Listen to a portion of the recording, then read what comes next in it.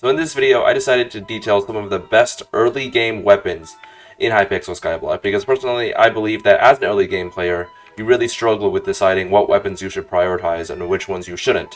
Please bear in mind that this video is strictly advice, so it's not like you have to, exactly progress through the game like this. In the end, Skyblock is what you make of it, and you can progress through the game how you'd like to progress. But as you can see here, I've labeled the prices, and the prices go higher and higher as you move more to the right. So ideally, you're probably more likely to get the Undead Sword before you get the aspect of the dragons.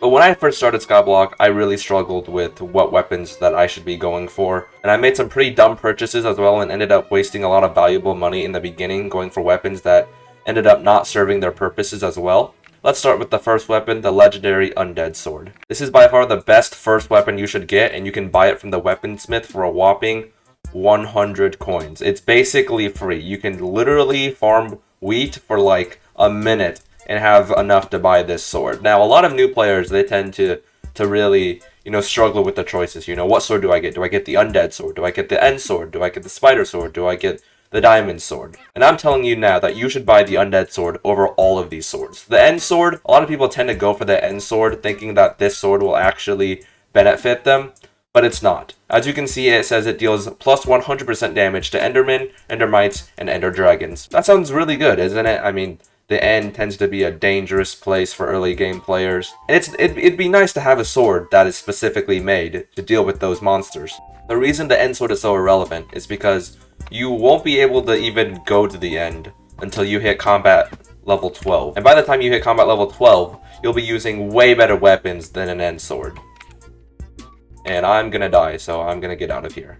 In fact, after you buy your first weapon here, you're very likely to start making your way to the deep caverns. And the monsters in the deep caverns are almost all undead monsters. You have skeletons and you have zombies. As you can see here, the majority of them are lapis zombies and lapis skeletons, and you're going to be spending a lot of your time as an endgame player down in these mines. Which is why the Undead Sword's special ability of dealing 100% damage to withers, zombie pigmen, zombies, and skeletons comes in incredibly useful. You can also get these swords on the auction house already enchanted for only a little bit more than the NPC sell price. You just have to be very good at snagging those auctions before they end.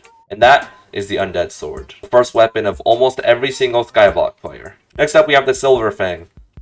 There's not actually a lot of lore about this particular weapon. In fact, I don't even know how you get it or what it's even used for, but it's about 3 times better than the Undead Sword with a base damage of 100. And just like any other sword, you can actually enchant the Silver Fang with any sword enchant, such as Sharpness or Fire Aspect. And typically, you can find this sword on the auction house for 10 to 30,000 coins. It varies quite a bit, but this is actually a weapon I skipped out on when I first started the game. I skipped straight from the Undead Sword to the Raider Axe, and that was actually a huge mistake because it's a huge jump from an Undead Sword to a Silver Fang. And the Silver Fang, which you can find for about 10,000 coins sometimes, makes it a very good and very valuable weapon. Next up, we have the Raider's Axe. This is also a incredibly widely used weapon in Hypixel Skyblock, and it's basically iconic at this point. The Raider's Axe can be acquired in 2 ways. The way I recommend is simply going to the auction house and looking up Raider Axe. And as you can see, the lowest bin is at 180,000 coins. And at that price point, it's slightly overpriced. It's actually pretty overpriced because you can typically find this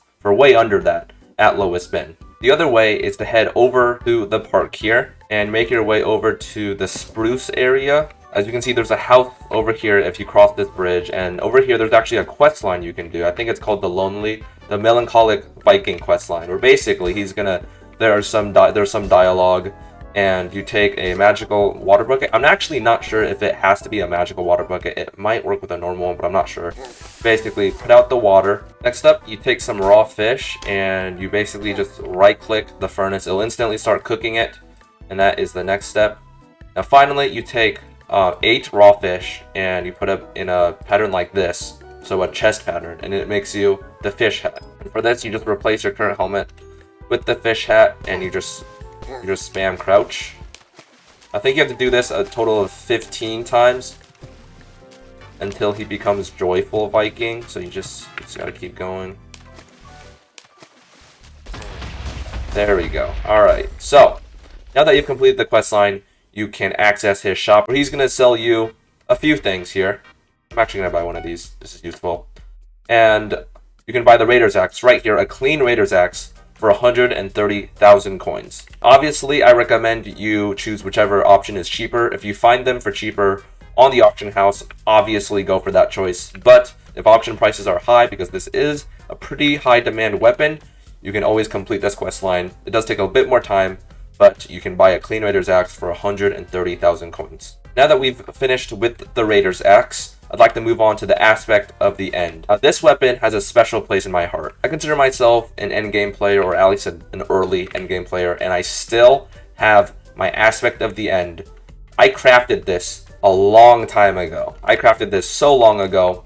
I believe I was wearing hardened diamond armor when I crafted this sword, and it has stayed in this slot since then. I have never sold it. I have never replaced it. I continue to use this weapon every single day, and not because this weapon's damage is particularly good, but because of its special ability, instant transmission. You can teleport everywhere. It is the most useful ability, and I assure you that once you buy the aspect of the end, it will be a permanent spot in your hotbar. This is a permanent weapon, alright? This weapon will carry you to endgame and further, and you will still be using it. Which is why when people ask me, you know, should I get the Raiders Axe or should I get the aspect of the end, I typically recommend the aspect of the end. It's slightly more expensive and it doesn't do as much damage as the Raiders Axe. However, you will keep this weapon for a long time. I mean, once you acquire a weapon that's more powerful than the Raiders Axe, this thing is going, you're selling this, or you're putting this in a chest and you're never touching it again. I know that ever since I progressed. I haven't used my Raiders Axe ever since I replaced it with a better sword.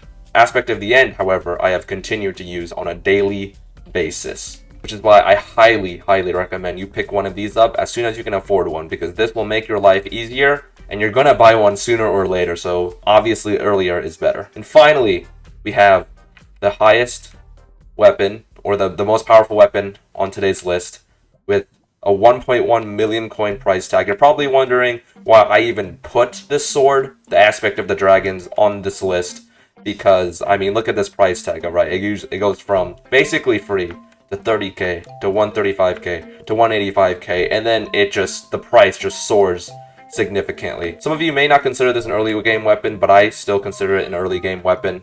There's also not that many choices in between these two, but at the same time, the aspect of the dragons, it's a very powerful sword, more than double the damage of an aspect of the end. And this ability, it's very good. The Dragon Rage ability, it's very good and does a lot of damage. Typically, by the time you acquire this sword, you're probably going to have good enough armor in combination with this sword to one-shot zealots. I know zealots aren't really a good money-making method anymore in modern-day Skyblock, but it is still an accomplishment that I think many players want to go for, is the ability to one-shot zealots. And I know for a fact that once I acquired the aspect of the dragons, I was able to one-shot zealots for the very first time. I also firmly believe that the aspect of the dragons is the very bare minimum weapon you should be carrying into dungeons for the first time. Typically, dungeons is what I consider to be mid to end game content, and early game players really shouldn't be going into dungeons because you're not going to be getting anything out of it. It's really going to be diminishing returns and you're going to be dying a lot and throwing a lot of runs as an early game player. But I know none of you are going to listen to that, and I know that as an early game player, I tried to go into dungeons and I thought I could handle it. And even with an aspect of the dragons, I was dying a lot, which is why I consider this to be the very bare minimum. Ideally, I don't recommend doing dungeons until you've hit mid-game. To use the aspect of the dragons, you do need combat 18, which as an early game player is a bit difficult to grind. I know it did take me a while to grind to combat 18, but that is the minimum requirement to use the aspect of the dragons. But that will be all of the weapons that I would recommend for an early game player in Skyblock. In the end, this was all my advice, and you can take it all with a grain of salt. Skyblock is what you make of it, and you can progress through the game however you'd like. If you'd like to skip any of these weapons, or if you'd like or use completely different weapons, that's all up to you. This is just a video to help you, because I know that when I was in early game, it was really difficult to differentiate which weapons I should go for. If you did end up enjoying these tutorial type videos, I know I don't usually make these very often, and I make progression videos, but if you did enjoy this and you want more of these, do let me know, and I will definitely consider it. I hate outros, so I'm not going to do an outro. Goodbye.